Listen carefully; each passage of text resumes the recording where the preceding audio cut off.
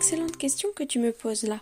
Pour y répondre, il faut remonter bien avant Jésus, à l'époque de Moïse, c'est-à-dire entre 1300 et 1200 avant notre ère. Le peuple hébreu voulait alors quitter l'Égypte, où il habitait, pour aller rejoindre la terre promise par Dieu.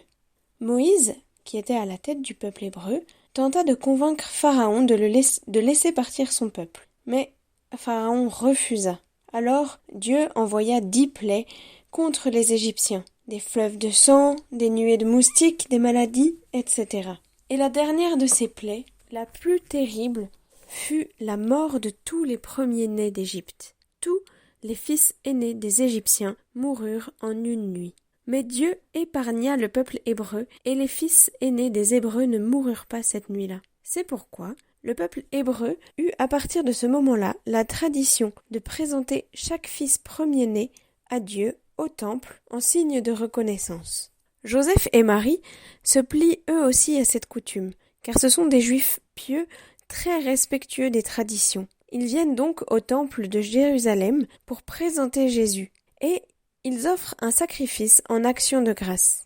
L'évangile de Saint Luc nous dit qu'ils offrent un couple de tourterelles, ce qui était l'offrande des pauvres. En cela, Joseph et Marie sont pour nous des modèles. Ils nous montrent que, même si nous sommes pauvres, même si nous ne possédons pas grand-chose, nous pouvons toujours offrir quelque chose à Dieu. Nous pouvons lui offrir un sacrifice. Aujourd'hui, nous ne lui offrons plus d'animaux comme le faisaient les Juifs alors. Mais nous pouvons toujours lui offrir un sacrifice. Par exemple, ça peut être aider notre maman à mettre le couvert, ou bien jouer un petit peu avec notre petit frère, même s'il est un peu agaçant parfois, ou alors prendre quelques minutes, même si on a très envie de jouer, pour dire « Je vous salue Marie » et dire à Jésus que nous l'aimons très fort.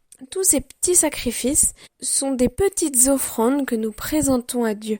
L'attitude de Joseph et Marie, qui vont présenter Jésus en action de grâce, nous apprend aussi quelque chose de très important. C'est la gratitude. Joseph et Marie sont venus au temple présenter Jésus pour rendre grâce et remercier Dieu pour ses bontés.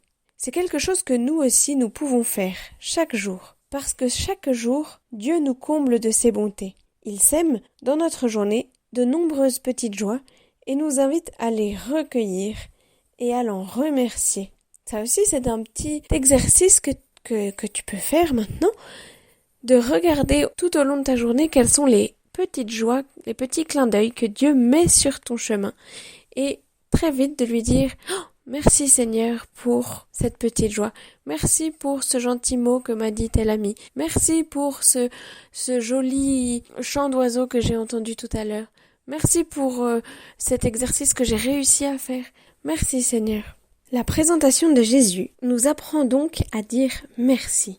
Et pour dire merci, l'Église a pris peu à peu l'habitude de célébrer cette fête avec une procession qui était d'abord toute simple, puis qui est devenue une procession aux flambeaux. Et c'est de ces flambeaux, qu'on appelle aussi des chandelles, que nous vient le mot de chandeleur, qui désigne aussi cette fête de la présentation de Jésus au temple. Alors, bonne fête de la chandeleur!